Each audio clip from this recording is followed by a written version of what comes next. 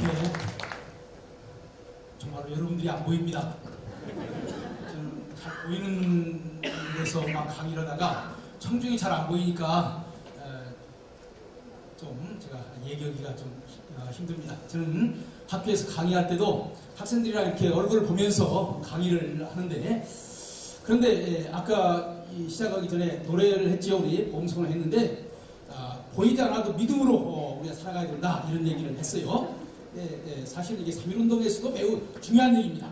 사실 1919년 3.1운동을 일으킬 때에 두 종류의 사람이 있었습니다. 한 종류의 사람은 아주 현실적으로 냉철하게 국제정세를 분석을 한 사람이에요. 그 당시 미국과 일본은 서로 동맹국이었고, 따라서 미국이 일본을 마음대로 할 수 있을 그런 상황이 아니다. 그러니까 아무리 우리가 독립운동을 한다고 할지라도 결국 일본에서 해방되지 못할 것이다, 이런 생각을 가진 사람들이 있었습니다. 이게 현실주의자들입니다. 사실 어떻게 보면 그 사람들 맞아요. 그런데 일부의 사람들은 그렇게 생각하지 않았어요. 아무리 미국과 일본이 동맹관계를 맺고 있다고 할지라도, 여러분들 좀 아시는지 모르겠습니다만 제2차 세계대전이라고 하는 것은 독일을 중심으로 하는 그 동맹국과 그 다음에 그 영국, 프랑스, 그 다음에 일본, 이런 나라를 중심으로 하는 연합국이 서로 싸우는데, 바로 미국이 바로 그 연합국과 같이 행동을 했던 것입니다. 이런 점에서 볼 때에 현실적으로는 어렵다고 할지라도 윌슨이라고 하는 사람이, 대통령이, 모든 나라는 다 각각 자기의 주권을 가지고 결정할 수 있는 그 권리가 있다라고 하는 얘기를 듣고 거기 희망을 가지고, 현실적으로는 매우 어렵지만은 이런 기회에 우리가 독립운동을 하지 않냐면 언제 하겠느냐, 이렇게 해서 일어났던 것이 3.1운동인 것입니다. 제가 얘기하려고 하는 핵심은 현실을 분석을 해서 현실에 순응하는 사람과 믿음을 가지고 새로운 미래를 향해서 나가는 사람이 다르다고 하는 거예요. 여러분들 기독교 지도자 가운데서도요, 그 당시에 아주 똑똑한 사람들 많이 있었습니다. 국제정세를 잘하는 사람들도 많이 있었어요. 이런 사람들 어떻게 생각했느냐? 지금 현실적으로 일본과 미국이 같은 연합국으로서 전쟁을 하고 있는 이런 현실 가운데서 일본에서 독립한다고 하면 어렵다, 먼 날 하자, 이렇게 생각을 했어요. 그런데 다른 많은 사람들, 소위 크리스찬 리더들은 그렇게 생각을 하지 않은 거예요. 비록 현실적으로 어렵다고 할지라도 지금 미국이 민족 자결주의를 얘기하는 바로 이때에 바로 그것을 근거로 해서 불씨를 키워가지고 우리가 독립을 한번 해보자, 희망을 가진 것입니다. 믿음으로 나온 거예요. 그러니까 현실의 근거에서 독립운동을 한 것이 아니라 믿음의 근거에서 독립운동을 했다고 하는 것입니다. 이게 매우 중요한 것입니다. 저는 오늘 여기 오면서 그런 생각을 했습니다. 베델교회 바로 이 장소가 독립운동하기에 좋은 장소다, 이런 생각을 했습니다. 왜 그런 줄 압니까? 바로 삼로보 중앙청이 있습니다. 거기에 대한민국의 제일 중요한 그 기관이 거기에 있어요. 모든 운동이라고 하는 것은요, 중앙과 가까워야 됩니다. 그래야 역사를 바꿀 수 있잖아요. 그러나 숨을 수 있어야 돼요.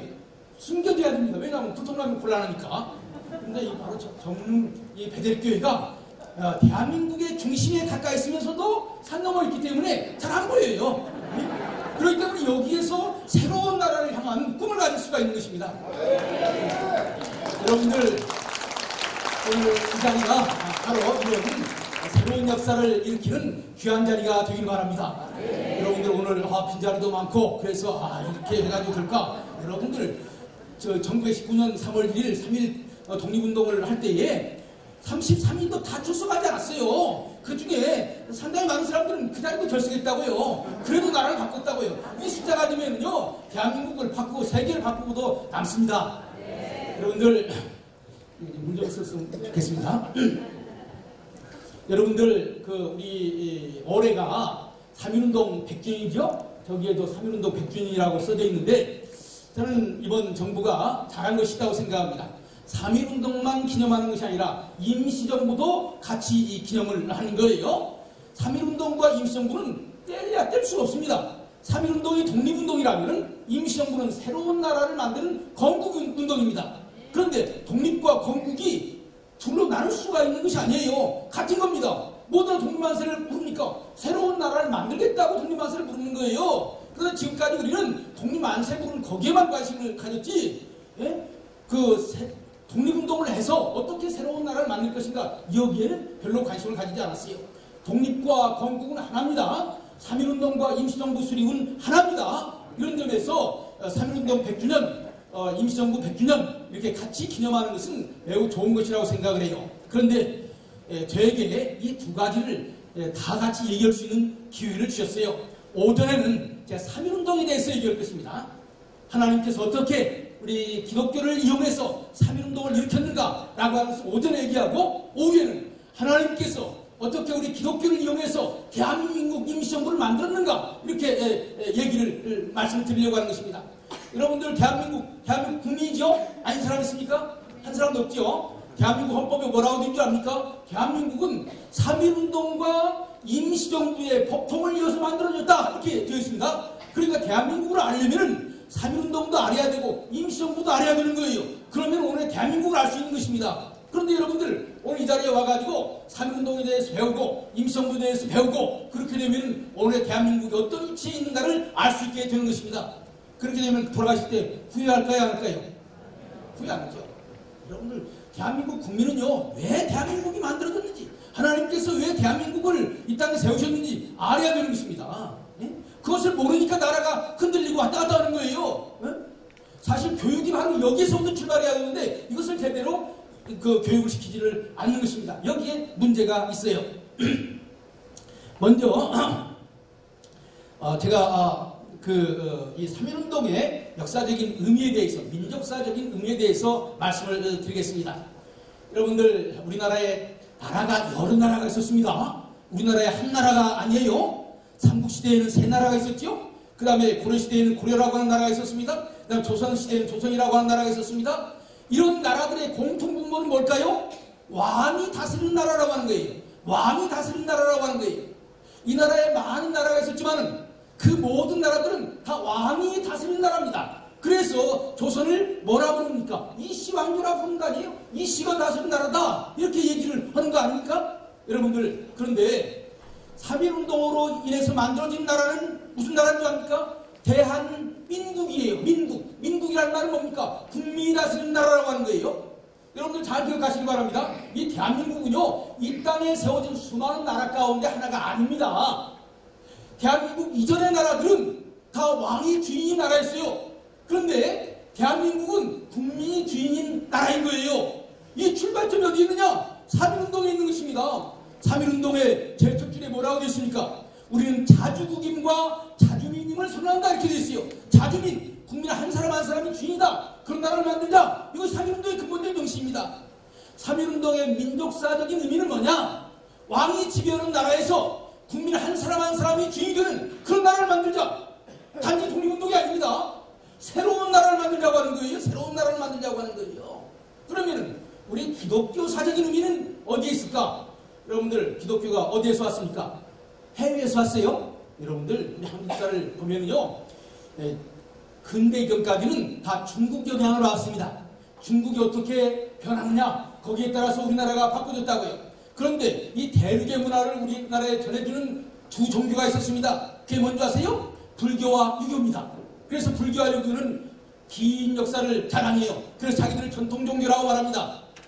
과거에는, 근대 이전에는 불교와 유교를 통해서 대륙의 문화를 가져온 것입니다. 그래서 우리나라가 그 젖줄을 빨고 살아온 거예요. 불교와 유교의 젖줄을 빨고 살아온 거예요. 그런데 근대 시대가 들어오면서부터 무슨 새로운 변화가 일어났느냐? 기독교를 통해서 서양 문화를 받아들인 것입니다.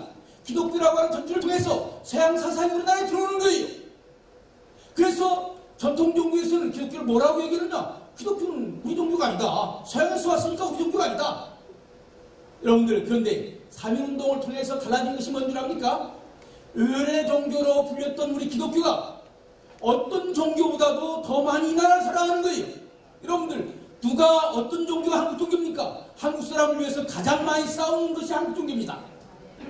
여러분들, 3.1운동 보면은요, 한국 기독교보다 더 이 나라를 위해서 싸운 피 흘리는 사람이 없어요. 그래서 3.1운동을 피해서 많은 사람들이, 야, 불교도 제대로 못하고 유교도 제대로 못하고 천도교는 했지만은 천도교는 한계를 가지고 있습니다. 그 사람들은 국제 정세를 모르기 때문에 국내에서는 독립한세 모르지만은 해외에 나가서 어떻게 해야 될지를 모르는 거예요. 바로 이런 가운데서 우리 기독교가 3.1운동을 일으키고 이것을 세계에 알리고 대한민국을 만드는 데 기여하고, 야, 새로운 나라의 기초는 대한민국이 되어야 되겠구나. 기독교가 되어야 되겠구나.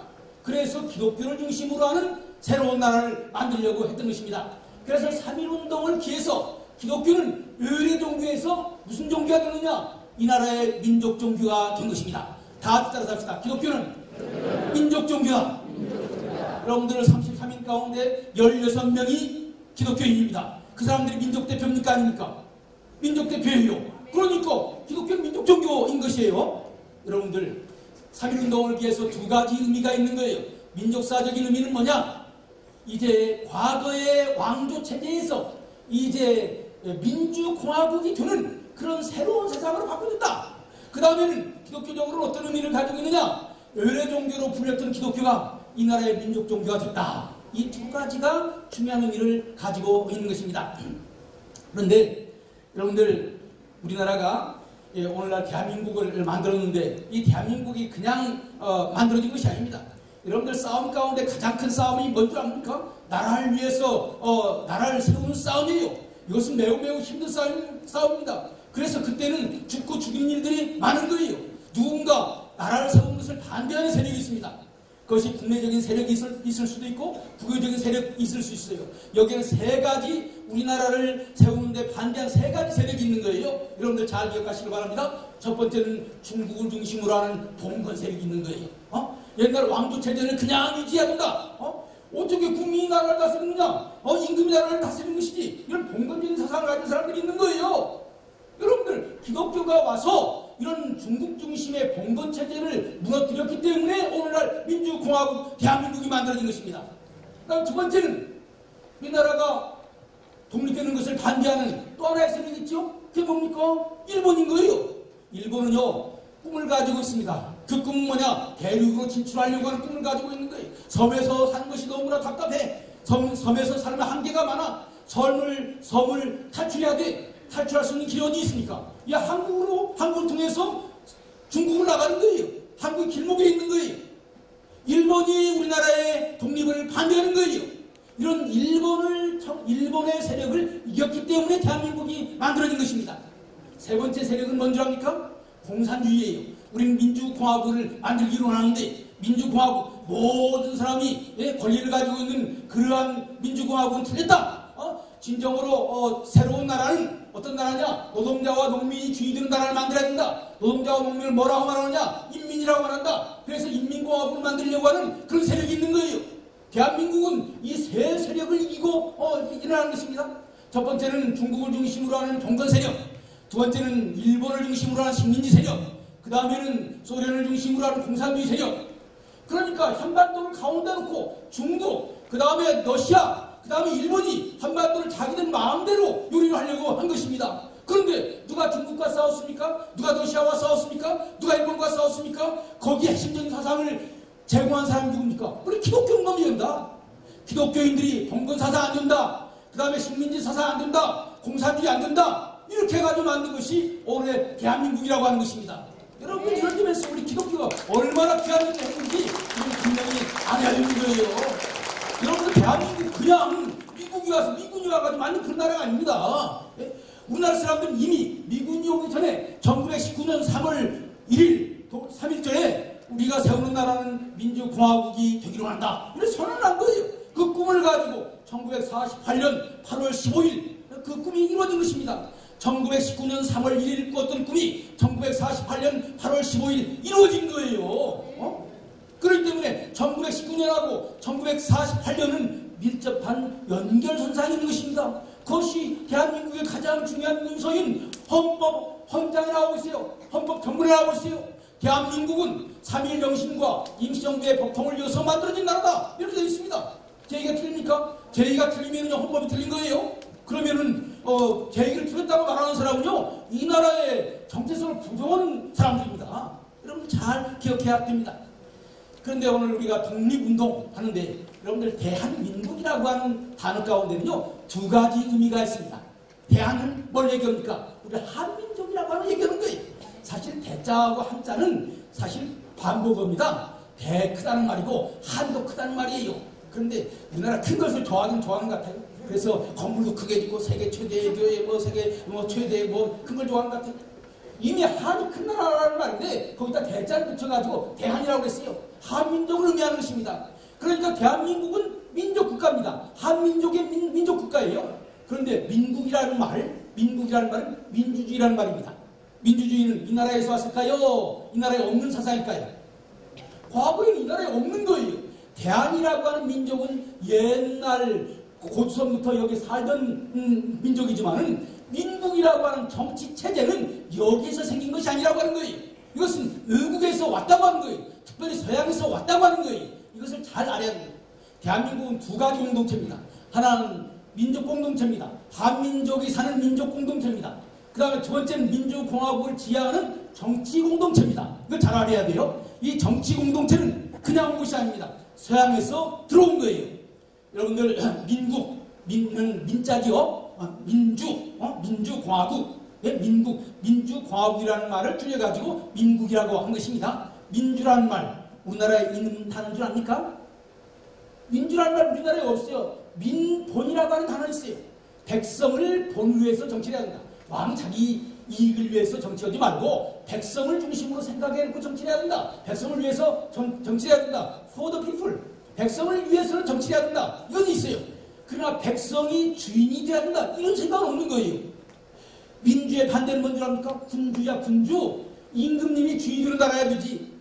집에는 아버지가 주인이 되듯이 나라에는 임금님이 주의해야 되는 거예요. 예? 이것이 자연질서라고 생각하는 거예요. 그 다음에 민주 뭡니까? 공화국이죠.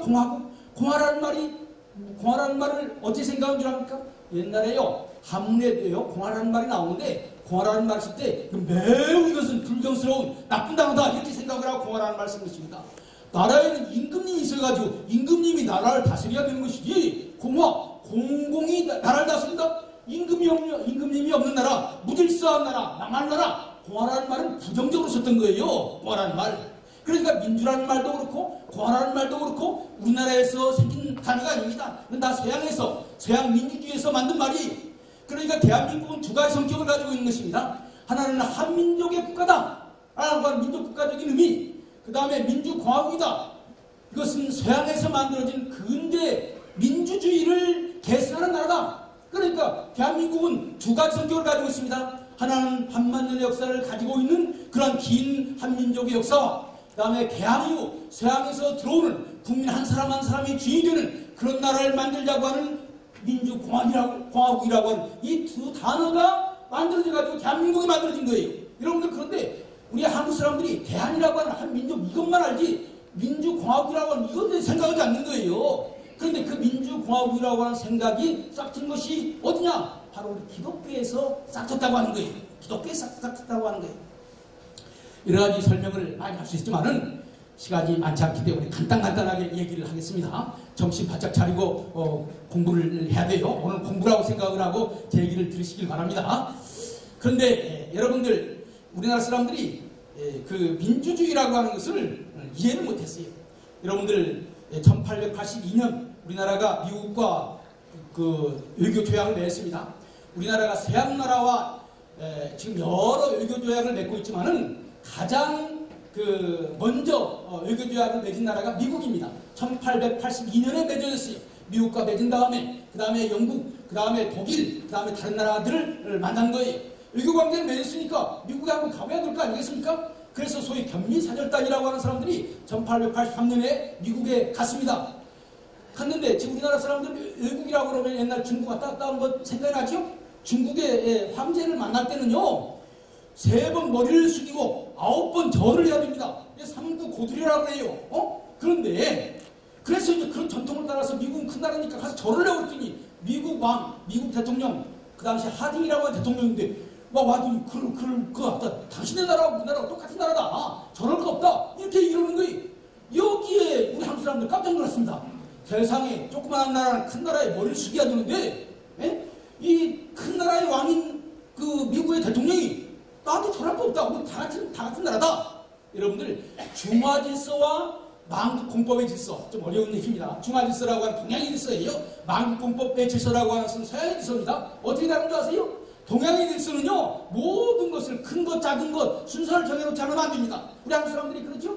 둘만 만나도 너 나이가 몇 살이야? 그래서 형님, 동생을 정해야 그 다음 일이 되는 거예요. 그렇기 때문에 동양의 질서라고 하는 것은 큰 것, 작은 것, 질서를 정해놓고 거기에 순종하는 것이 질서입니다. 이 4대 질서라고 그러는 거예요. 이것을. 그래서 서양은 만국 공법, 공법이라고 하는 건 뭡니까? 다투가 평등하다고 하는 거예요. 큰 나라나 작은 나라가 평등하다고 하는 거예요. 미국은 그런 정신으로 만들어진 나라입니다. 소위 문화적인 쇼크를 받은 거예요. 견미소절단, 우리나라에서 미국 간 사람들이 쇼크를 받은 거예요. 그리고 더 놀라운 것은 뭐냐? 우리나라에는 임금님은 높고 신하는 거기에 순종해야 된다. 이런데 미국 대통령 가보니까 미국 대통령이 사는, 세계에서 제일 큰 나라라고 하는 미국 대통령이 사는 백악관이 별로 크질 않아요. 여기 첫 번째 놀랐습니다. 그 다음에 대통령이 끝나면은 대통령이 보통 사람으로 들어가서 보통 사람처럼 살아가야 된대요. 이것도 놀란 거예요. 세상에 별 나라가 다 있다. 이런 나라를 어떻게 이해를 해야 할지 잘 이해를 못한 것입니다. 그런데 구체적으로 우리나라가 이제 민주주의를 배운 것은 1886년, 7년 독립협회가 만들어지면서 민주주의를 배운 것입니다. 독립협회를 이끌어갔던 사람이 누굽니까? 여러분들 옛날 교과서에 나오죠? 누굽니까? 윤치호, 서재필, 그 다음에 이상재, 이 세 사람 다 기독교인이고 다 미국 갔다 온 사람들입니다. 이 사람들이 독립협회, 그 당시에 우리나라가 청나라의 그 4대 질서에 속했었는데 그것을 벗어나서 독립해야 된다. 그런데 독립하는데 그냥 독립하는 것이 아니라 세계 여러 나라가 지금 나가는 대로 민주적인 나라가 되어야 된다. 독립협회가 단지 독립만 얘기한 것이 아닙니다. 민주적인 국가를 만들려고 하는 그 꿈을 가지고 있었어요. 그 당시에 왕이 있었기 때문에 매우 조심스럽게 말했습니다만은 입헌군주제, 왕을 완전히 부정할 수는 없고 헌법을 만들어서 헌법에 의해서 다스리는 그런 나라를 만들자. 입헌군주제에서 왕이 없습니까? 법이 없습니까? 법이 높은 거죠. 그러니까 왕의 법이 있는 것입니다. 입헌군주제. 그러니까 민주주의를 만들자고 하는 거예요. 바로 기독교인들, 서재필, 윤치호, 이상재 이런 사람들이 입헌군주제를 꿈꿨던 거예요. 이것이 오늘날 대한민국의 뿌리가 되는 것입니다. 새로운 나라를 만들어야 되겠다. 왕이 자기 마음대로 정치하는 그런 나라가 아니라 새로운 나라를 만들어야 되겠다. 이 꿈을 꾼 것입니다. 그 꿈이, 그 기독교인들이 꾸었던 꿈이 오늘날 대한민국을 만든 거예요. 그런데 그 꿈을 야무지게 꾼 두 사람이 있어요. 그게 누군 줄 압니까? 이승만과 안창호입니다. 이승만은 그 당시에 배제학당 다녔습니다. 안창호는 그 당시에 경신학교를 다녔어요. 배제학당은 배제학당 아펜셀러가 세운 학교고 경신학교는 언더우드가 세운 학교예요. 이승만이 사실은 과거 시험을 여러 번 봤지만은 떨어지고 말았습니다. 그래서 오갈 데 없었는데 누가 과거 시험 떨어졌으니까 이제 배제학당에 가서 공부해라. 그래서 길을 바꾼 것입니다. 여러분들, 이승만이요 만일 과거에 합격했더라면 오늘 대한민국 이루어지기 어려웠을 거예요. 떨어지는 것도 복이라고 하는 것을 여러분들 기억하시기 바랍니다. 네? 떨어졌기 때문에 새로운 길을 갔기 때문에 오늘 대한민국이 만들어진 거예요. 여러분들, 떨어지는 것이 얼마나 큰 복인지 몰라요. 네?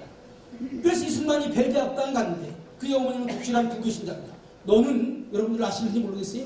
이승만이요 그 조선의 왕족입니다. 양명대군의 종손이에요. 그렇기 때문에 너는 왕손인데 배제학당 기독교 학교라고 그러는데 가서 기독교는 배우지 말고 영어 배워라. 그 당시도 영어 배워야 출세한다고 하는 것을 알고 있었어요. 영어는 배우지만 기독교는 배우지 말아라. 이렇게 했습니다.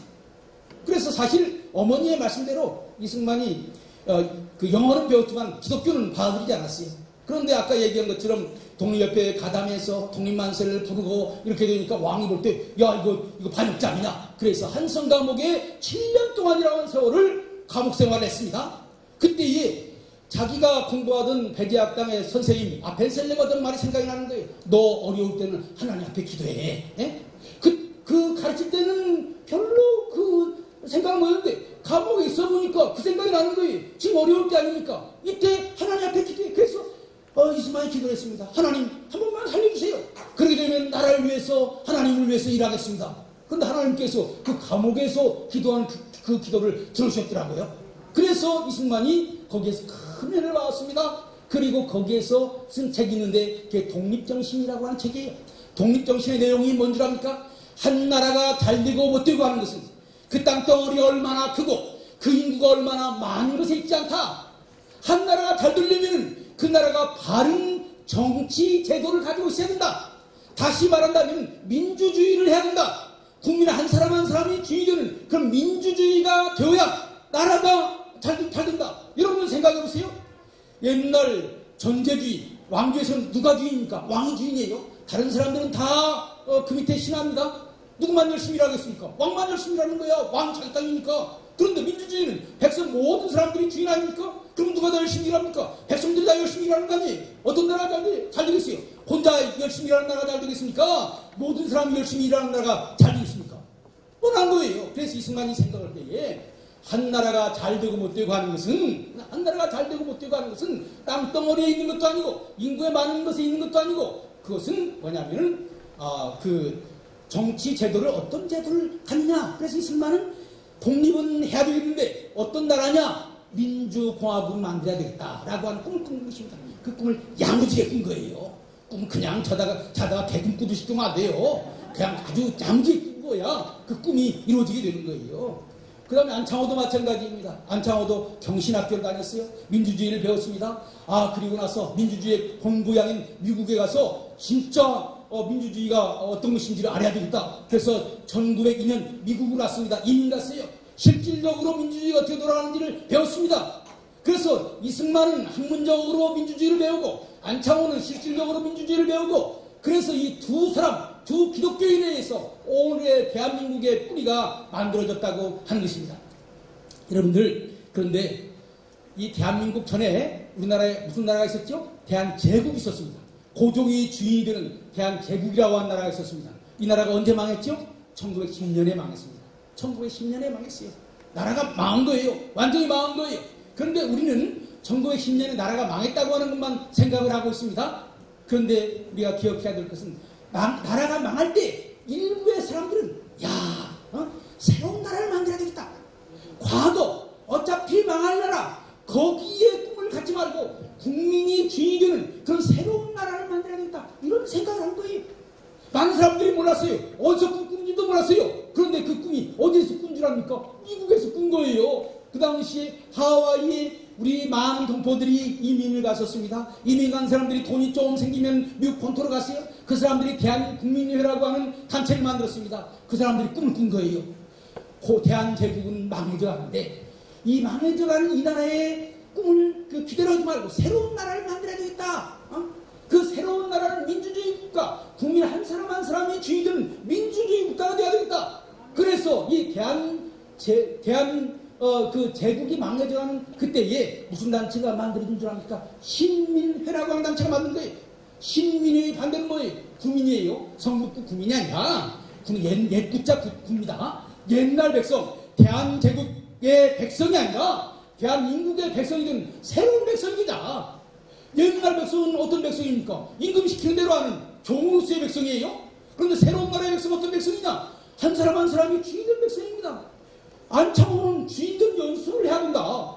앞으로 언젠가는 우리나라가 독립일 텐데 그 독립이 된 나라의 주인이 되려면 주인 연습을 해야 된다. 주인 연습을 해야 새로운 나라가 된다. 이렇게 얘기했던 거예요. 그 꿈을 국내에서 꾼 것이 아닙니다. 미국에서 꾼 거예요. 1909년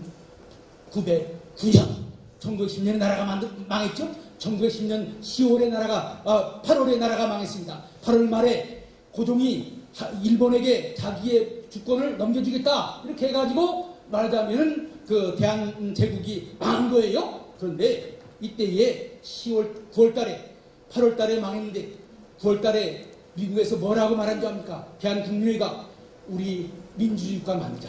제국은 망했으니까 민주공화국 만들자. 삼권 분립이 있는 새로운 나라를 만들자. 임금이 권력을 갖고 좌지우지하는 그런 나라가 아니라 권력이 분립이 돼서 독재하지 않는 그런 나라 만들자. 이렇게 한 거예요.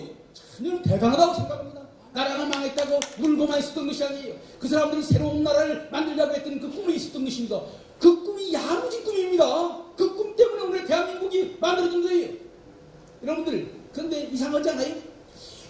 우리나라 사람들이 경험해본 것은 민주주의 공화국을 경험을 해봤을까요? 안 해봤을까요? 안 해봤지. 예? 고려시대도 민주주의 몰랐고 조선시대도 민주주의 몰랐고 대한제국 때도 민주주의를 몰랐습니다. 그러면 대부분의 사람들은 어떻게 생각했을까요? 독립이라고 하면서 얘기했을 때 일본이 우리나라를 침략했으니까 하나로 만들었으니까 여기서 독립해야 되겠다. 독립에 대한 생각은 다 똑같아요. 누구나 다 독립을 해야 되겠다고 하는 생각은 똑같아요. 그런데 어떤 독립을 할 것인가? 대부분의 사람들은 어떻게 생각했을까요? 다시 고종 황제를 모셔다가 고종 황제가 주인이 되는 그런 나라를 만들자 이렇게 생각했던 거예요. 대부분의 사람들은. 자연스럽지 않습니까? 왜냐하면 임금이 주인이 되는 그런 나라밖에 보지를 못했는데 독립을 한다면 바로 임금을 중심으로 해서 독립을 해야 될 거 아니겠어요? 국내에 있는 많은 사람들이 그렇게 생각을 했습니다. 그 사람들이 어디로 간 줄 아세요? 러시아로 갔습니다.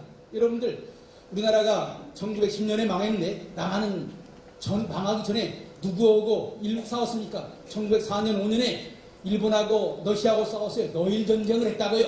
그러니까 일본을 제일 싫어하는 나라가 어떤 나라입니까? 러시아 아니겠어요?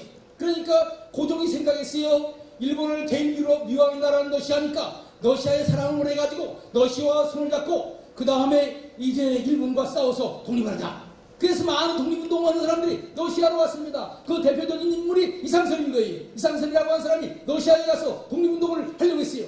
러시아의 황제, 그 다음에 조선의 황제가 손을 잡고 일본을 이겼으면 좋겠다 이런 생각을 한 거예요.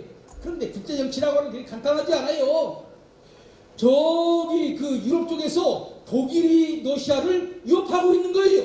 그럼 독일과 싸우는 나라가 어떤 나라냐? 영국인 거예요. 그래서 이 러시아는 영국과 손을 잡은 거예요. 그럼 영국과 손을 잡은 것이 어떤 나라입니까? 일본인 거예요. 그러니까 러시아와 일본이 싸울 수 있습니까? 없습니까? 싸울 수 없는 거예요. 그러니까 러시아 우주에서 독립운동을 하려고 하는데 그게 안 된 겁니다. 좀 어려운 얘기가 매우 중요한 얘기를 하는 거예요. 여러분들은 이런 얘기를 알 정도면은요, 여러분들 지식인이 되는 거예요. 그래서 러시아에 가서 싸우려고 했던 것이 틀렸어요. X. 그 다음에 이제 우리나라 옆에 있는 나라, 일본을 싫어하는 나라가 어떤 나라겠어요? 중국이에요. 그 당시에 원색이라고 하는 사람이 중국의 황제 노릇을 하고 있었습니다. 그래서 원색이와 손을 잡고 일본과 싸워가지고 그 다음에 독립을 했으면 좋겠다 이렇게 생각해가지고 1915년에 신한혁명당이라고 하는 것을 만들었습니다. 그래서 독일 황제, 그 다음에 중국 황제, 조선 황제 서로 황제들끼리 황제당을 만들어가지고 손을 잡아서 독립을 하자 이렇게 얘기했어요. 원색이가 우리 편인 줄 알았어요. 왜냐하면 그 당시에 일본은요 중국의 산동반도를 차지하려고 그랬어요. 그러니까 자기 나라 땅 뺏기는 것을 누가 좋아하겠습니까?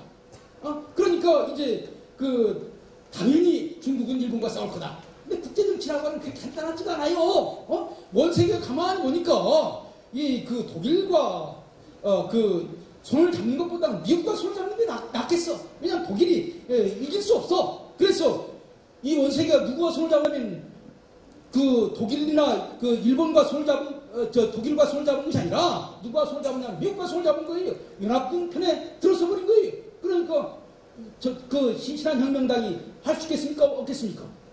중국을 의지했지만 틀려버린 거예요. 여러분들 러시아를 의존해서 독립운동을 하려고 했고 그 다음에 중국을 의존해서 독립운동했는데 두 가지가 다 실패했습니다. 그때 등장한 것이 뭔지 아십니까? 미국이에요. 미국이 1917년에 제1차 세계대전에 가담을 했습니다. 원래 미국은 제1차 세계대전에 가담을 하지 않았어요. 왜냐면 우리가 남의 나라 복잡한 전쟁에 뭐들어 가담을 하느냐? 가담할 필요가 없다. 이렇게 생각을 한 거예요. 그런데 영국이 지고 있거든요. 영국은 미국의 뿌리 아닙니까? 영국이 지면은 독일이 영국을 지배하면은 결국 어떻게 돼요? 미국도 위험하다. 안 되겠다. 우리가 같이 싸워야 되겠다. 그렇게 해가지고 1917년에 미국이 개입하게 된 거예요. 미국이 개입하다 전세가 완전히 바꿔지게 된 것입니다. 그리고 1917년부터 전세가 바꿔지기 시작해서 1918년 11월 11일 여러분들 11월 11일이 일자가 4개죠? 그래서 보통 뭐라고 말합니까? 빼빼로의 데이라고 말하죠? 여기 젊은 사람들 없는 것 같아요. 그런데 1918년 11월 11일은 독일이 항복한 날입니다. 제1차 세계대전이 끝난 거예요. 그러니까 지금 이제 세계의 주인이 누가 되겠습니까? 미국이 세계의 주인인 거예요. 왜냐하면 미국이 망해져가는 영국을 도와가지고 그 다음에 독일을 이겼어요. 그러니까 세계의 주도권이 누구한테로 오게 되었느냐? 미국으로 오게 된 거예요. 그런데 윌슨은 어떻게 생각했느냐? 미국이 전쟁에 참여하는 근본적인 이유는 다시는 전쟁이 없는 세상을 만들었으면 좋겠다. 여러분들이 우드로 윌슨이 어떤 사람인지를 알아야 됩니다. 이 우드로 윌슨은 교회 장로님입니다. 또 목사님의 아들이에요. 기독교 학교인 프린스턴 대학교의 총장입니다. 기독교적인 정신으로 가득한 사람이에요. 세계를 평화롭게 만들어야 된다고 생각하는 사람이에요. 이 사람이 미국이 전쟁에 참여하는 이유는 전쟁을 끝내기 위해서 전쟁을 한다. 그래서 전쟁이 이겼잖아요. 그럼 전쟁이 왜 일어나냐? 강대국이 약소국을 억압하기 때문에 약소국들 마음속에 불만이 생기게 되고 그래서 전쟁을 하는 거다. 그러니까 약소국이라고 해서 강대국이 마음대로 하지 말고 약소국들에게 자결권을 줘서 자기 나라를 만들 수 있도록 해줘야 한다. 이거예요. 이것이 민족 자결주의라고 하는 것입니다. 다 같이 따라서 합시다. 민족 자결주의. 민족 자결주의. 이런 원칙에 의해서 세계를 재편성하려고 한 거예요. 너무나 아름다운 이상이죠. 그래서 우드로 윌슨을 국제정치학자들은 이상주의자다 이렇게 말하는 것입니다.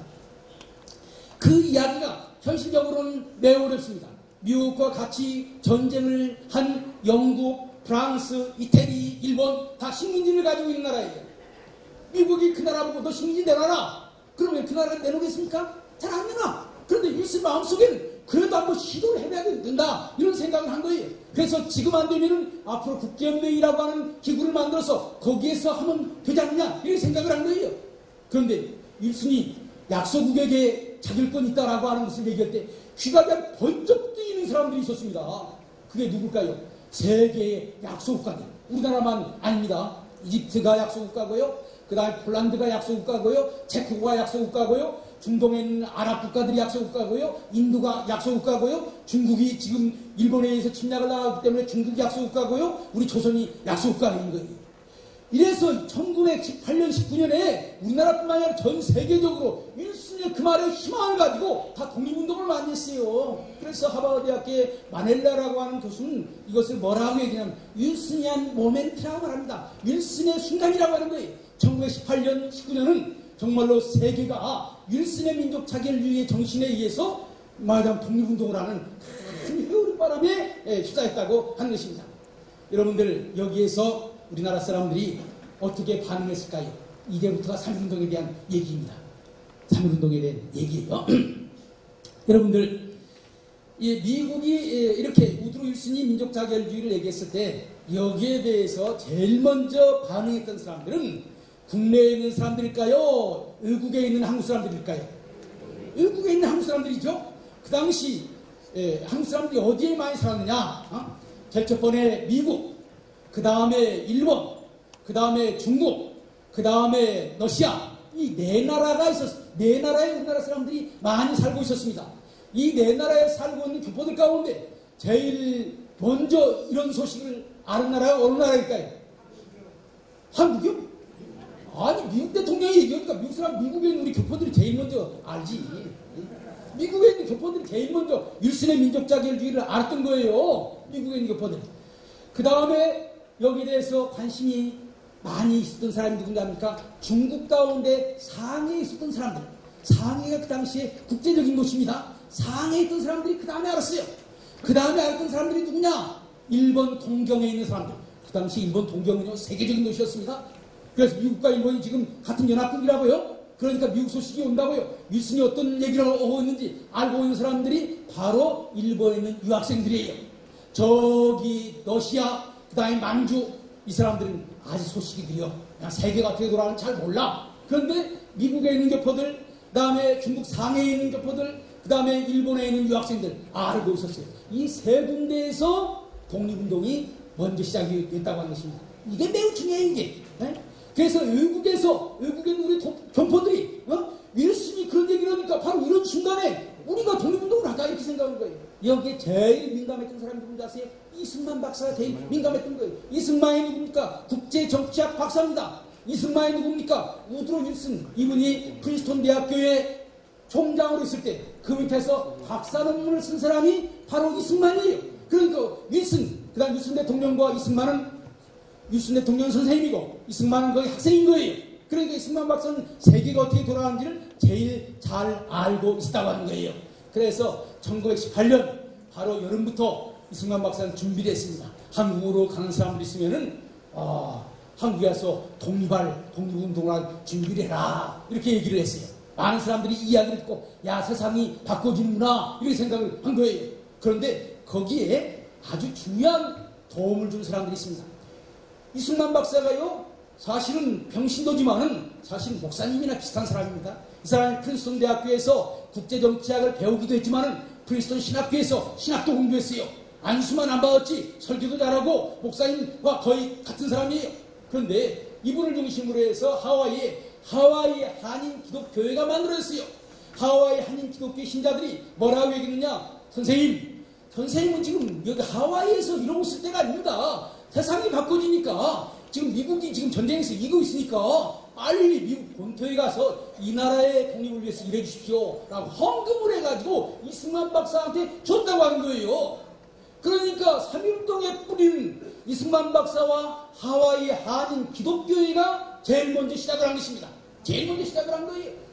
제일 먼저 시작을 했기 때문에 초대 임시정부 대통령이 이승만이 될 수 있는 거예요. 누가 지도자가 되느냐? 다른 사람들이 보지 못하는 것을 볼 수 있는 용기, 그리고 다른 사람들이 현실에 매여가지고 그것을 거기에 따라가고 있을 때 그것을 뛰어넘는 그것을 헤쳐나갈 수 있는 용기. 여러분들 우리 개신교가 누구로부터 시작했습니까? 마틴 루터로부터 시작하지 않았어요? 중세 천주교 어마어마한 힘을 가지고 있습니다.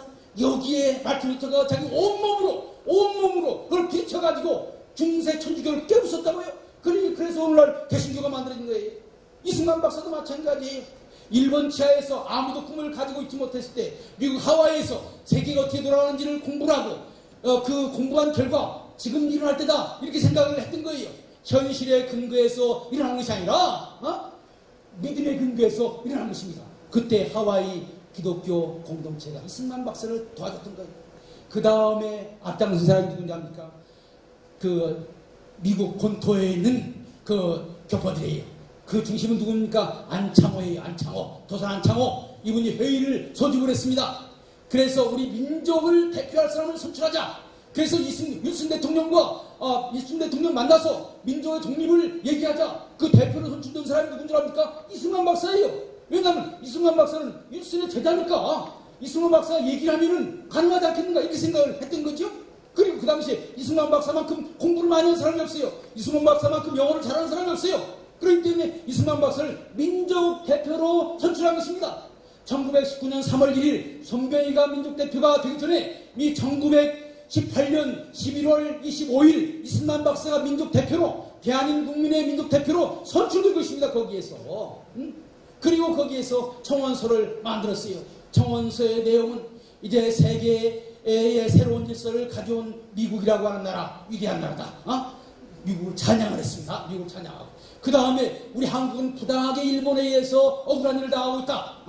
그래서 한국을 구원해주면 한국은 미국과 손을 잡고 세계 평화를 위해서 일할 것이다. 당신이 지금 민족 자결주의를 얘기했는데 이것을 한국 땅에 적용시켜달라. 그 당시에 이승만 박사가 알고 있었습니다. 민족 자결주의가 정말로 유럽의 몇몇 나라만 해당되지 않을까 이런 염려를 한 거예요. 유럽에서 독일이 가지고 있던 식민지가 있었습니다. 오스트리아가 가지고 있던 식민지가 있었어요. 독일도 지고 오스트리아도 졌기 때문에 그 말하자면 동맹국 독일과 오스트리아가 가지고 있는 식민지만 해방시켜줄 것이라고 하는 소문이 많이 들었어요. 이승만 박사가 윌슨한테 이렇게 얘기했습니다. 당신이 민족 자결주의를 얘기해서 우리 한국 사람들이 희망을 가지고 있는데 당신이 그 말하는 그 원칙을 조그마한 나라에 그 유럽에게만 적용하고 우리나라에 적용하지 않으면 우리나라는 천추의 한을 가질 것이다. 그러니까 억울한 일이 생기지 않도록 한국 사람들이 억울한 마음을 가지면 아시아 평화가 오지 않는다. 당신 얘기하지 않았냐? 약소국가가 한을 맺으면 그건 세계 평화가 없다. 지금 아시아에서는 한국이 지금 한을 품고 있다. 한국이 한을 풀어주지 않으면 아시아의 평화가 없다. 이렇게 얘기를 한 거예요. 이것이 1918년 11월 25일 이승만, 정한경, 민찬호, 정한경도 목사님입니다. 정한경은 기독교인이고 민찬호는 목사님입니다. 저 사람 다 기독교인인 거예요. 이 사람들이 청원서를 낸 것입니다. 그런데 이와 동시에 아까 미국 다음에 어떤 지역에서 세계 정세를 빨리 알았다고 했죠? 상해, 중국 상해에는 누가 있었느냐? 바로 상해 한인교회가 있었습니다. 하와이에 하와이 한인 기독교회가 있었던 것처럼 하와이 상해에도 상해 한인교회가 있었어요. 여러분들이 상해가 어떤 도시인 줄 압니까? 일본이요 한국 사람들을 세계를 못 나가게 했어. 근데 우리 한국 사람들은 세계가 보고 싶었어요. 그런데 일본을 통해서 동경을 통해서 세계로 나가는 것은 안 되는 일이니까 저기 압록강을 넘어서 상해로 가서 상해에서 중국 여권을 받아가지고 세계로 나갔어요. 그 당시 한국 사람들이 세계로 나간 통로가 어디냐? 상해였던 거예요. 거기에 한국교회를 딱 만들어 놓은 것입니다. 거기 젊은 사람들이 많이 모였어요.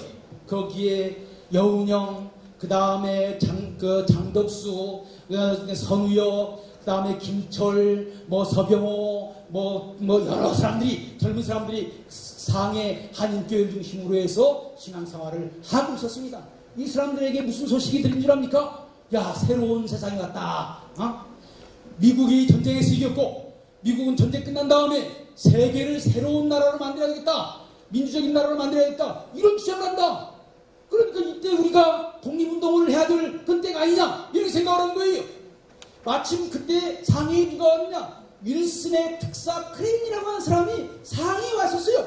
그러니까 그 사람에게 우리가 청원서를 내자라고 얘기를 한 거예요. 청원서를 내자라고 얘기한 거예요. 그래서 1918년 11월 28일 그게 미국에서 청원서를 만든 3일 후에 3일 후에 상해에서 청원서를 만들었습니다.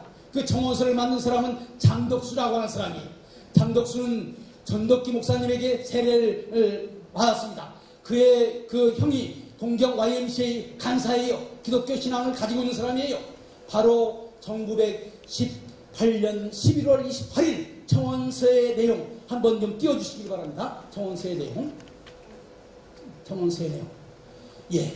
아까 다른 얘기는 다 똑같은 비슷한 내용이에요. 그런데 여기에 이 상해 한인교회에서 그 장덕수를 중심으로 한 청년들이 그 사람들이 신한청년당이라고 하는 당을 만들었습니다. 신한청년당. 신한냉이 그 신한이라는 말을 따가지고 신한냉이라고 했는데 사실 이 신한이라는 말 매우 중요한 것입니다. 구한이 아니에요. 옛날 한국이 아니에요. 새로운 한국이라고 하는 거예요. 왕이 지배하는 구한이 아닙니다. 국민주의들은 새로운 나라를 만들어보자. 신한청년당이라고 하는 것을 만들어가지고 이 사람들이 청원서를 만들었습니다. 다 기독교인들이에요. 여기에 보면 뭐라고 되어 있습니까? 국가의 기초는 국민의 정신에 있다고 하는 것을 아는 일본은 백방으로 조선인의 정신적 발전을 방해하고 야소교를 국교로 인정하여 뭐라고 되어 있습니까? 다 같이 따라서 합시다. 야소교를 국교로 인정하여. 뭐가 국교라고요? 기독교가 국교라는 거예요. 그 당시에 여러 종교가 있었습니다. 불교도 있었고 유교도 있었고 천도교도 있었고 있었는데 야소교를 국교로 인정했다고 하는 거예요. 그리고 국교로 인정하여 민주주의와 자유의 가치가 예수교와 함께 조선에 들어왔다. 내가 얘기하지 않았어요. 민주주의가 뭘 통해서 왔다고요? 기독교를 통해서 왔다. 민주주의와 자유의 가치가 야소교와 함께 조선에 왔다.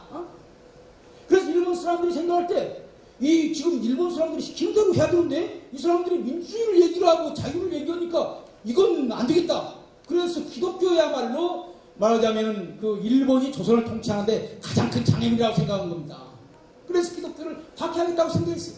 그래서 말하자면 그 청원서의 첫 번째 내용이 뭐냐면은 일본이 한국을 무자비하게 박해하는데 여기는 세 가지 박해가 있다. 정신적인 박해가 있고 정치적인 박해가 있고 경제적인 박해가 있고 이 세 가지 박해가 있는데 그 중에 제일 중요한 것은 정신적인 박해고 정신적인 박해의 핵심은 기독교를 판멸하려고 하는 것이다. 왜 기독교를 판멸하려고 하느냐? 저 사람들은 기독교인들은 민주주의를 사랑해서 일제 치하에 순종하지 않는다. 그래서 기독교 지도자들을 다 없애버려야겠다. 이런 생각을 했다고 하는 거예요. 여러분들 이런 내용을 아는 사람 거의 없습니다. 최근에 어떤 학자가 이것을 소개했는데 이 내용만 빼놓고 소개를 했더라고요. 다른 건 다 얘기했는데 예수교가 그 당시 1918년 한국의 그 국교를 걸었고 민주주의가 기독교를 통해서 왔고 그렇기 때문에 일본이 기독교를 싫어해서 기독교를 박해했다. 200명이라고 하는 기독교 지도자들을 다 박해했다라고 하는 내용이 여기 쭉 나오고 있습니다. 그래서 그 다음에 뭐라고 되어 있습니까? 불교를 믿는 일본인들을 그래서 예수교가 조선에 있어서 정신적 발전의 최대 기관이다. 기독교가 조선의 정신적 발전의 최대 기관이라고 하는 거예요. 그래서 불교를 믿는 일본인을 위하여 박해했다. 일본은 불교를 높이기로 한다는 거예요. 그 사람들을 위해서 기독교를 박해했다는 거예요. 그래서 일례를 들면 1911년 가장 신실하고 유력한 예수교 신자 200여 명을 일본 총독을 암살하려고 했다고 칭하여 모든 악형문을 과해서 다수의 죽은 사람을 내고 거의 전부가 폐위되었다. 기독교가 일본이 조선을 통치하는 데 가장 큰 장애가 되기 때문에 그것을 없애려고 했다. 그 다음에 뭐라고 말하고 있습니까? 그러나 그것이 안 됐다고 하는 거죠. 또한 교회마다 2, 3인의 탐정을 파위하여 목사의 강연에 대해서 어목한 취재를 하고 불교, 유교급 신교를 극력 장려하였으니 기독교를 박해하기 위해서 불교, 유교, 신교를 장려했다고 하는 거예요. 그런데 그것이 별로 호응을 받지 못했다고 하는 거예요. 시대착오로 인하여 그 책을 준행하지 못한 까닭에 다수의 일본인 목사를 고용하여 일본 기독교를 고용해서 한국 기독교를 일본 기독교로 만들려고 했다. 여기에서 기독교가 얼마큼 중요한 역할을 하고 있는지 제가 쓴 말이 아닙니다. 1918년 상해 신한 청년단의 청년들이 쓴 거예요.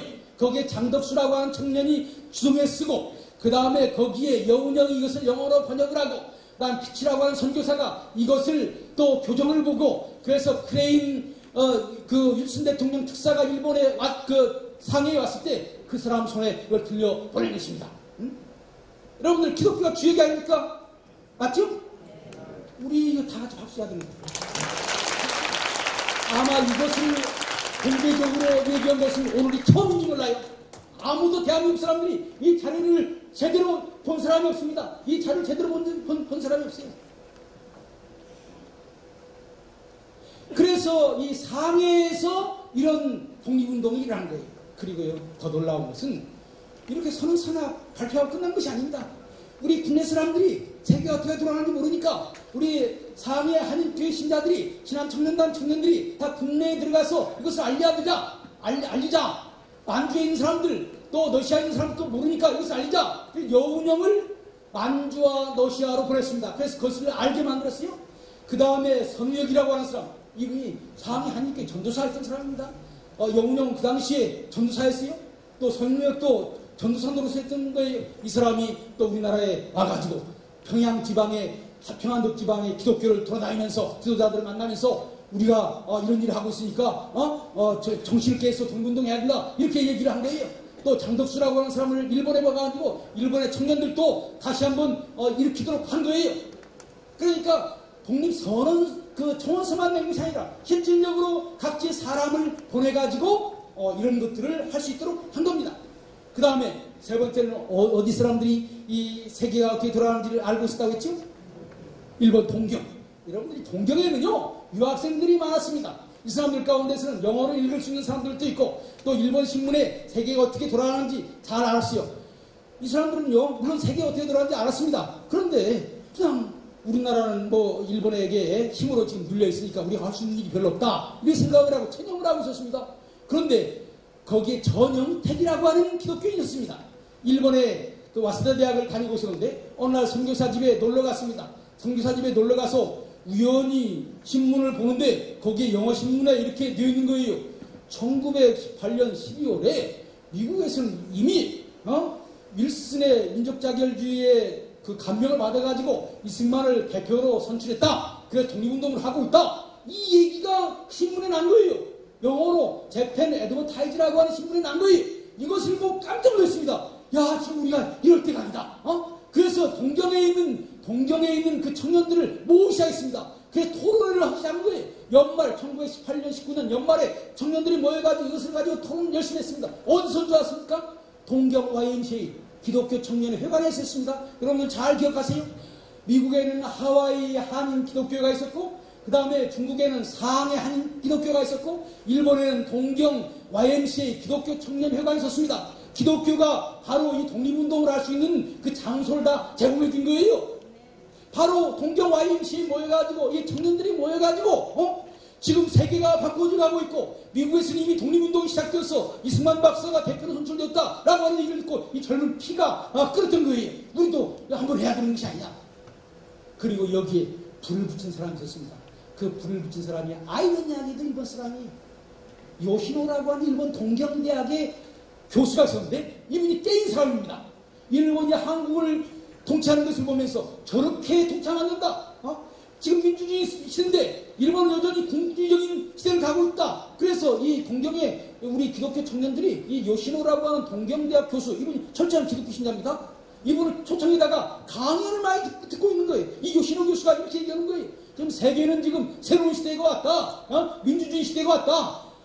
황제가 마음대로 하는 그런 군주의는 가고 있다. 이것을 어려운 말로 뭐라고 하는 줄 압니까? 다이쇼 데모크라시라고 합니다. 좀 유식하게 한번 따라서 해볼까요? 다이쇼 데모크라시. 다이쇼라는 말은 대정이라는 말입니다. 그 당시에 명치 천황이, 메이지 천황이 죽고 다이쇼라고 하는 사람이 새로운 천황이 됐어요.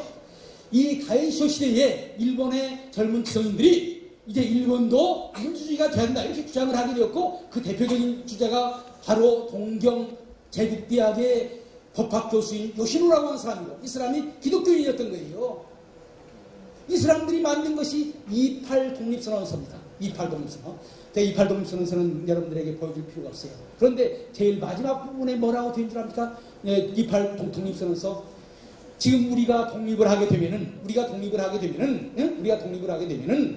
먼저 민주주의가 된 나라들을 따라서 우리가 민주주의가를 만들고, 우리가 민주주의를 해보지 않았으니까 민주주의 국가의 본을 따라야 될 거 아니겠습니까?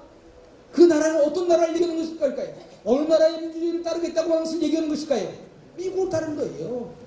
따라서 민주주의 국가가 되어서 지금 일본은 민주주의를 제대로 할 줄 모르는데 우리가 진짜 민주주의를 만들어서 미국과 손을 잡고 세계 평화를 이룩하겠다.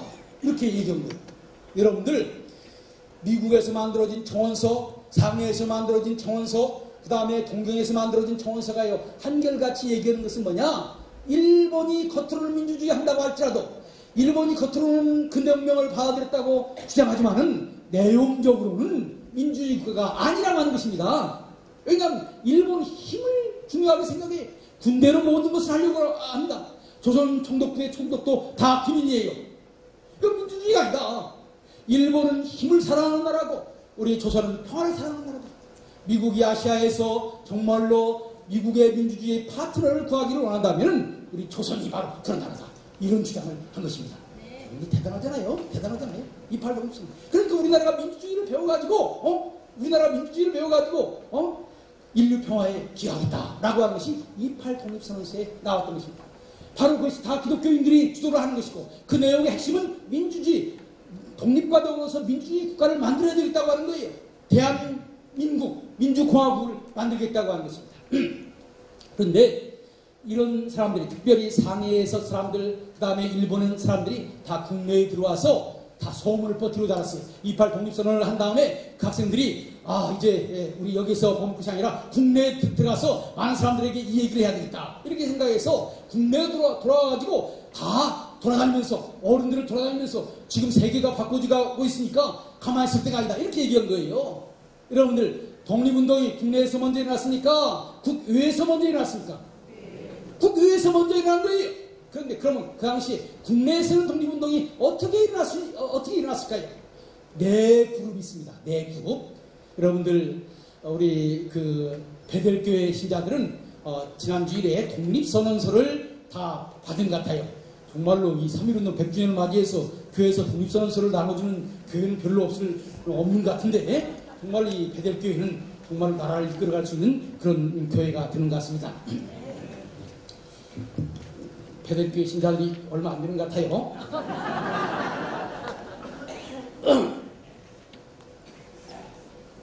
제가 원래도 목소리가 크지만 독립운동을 얘기하려니까 흥분하지 않을 수가 없어요.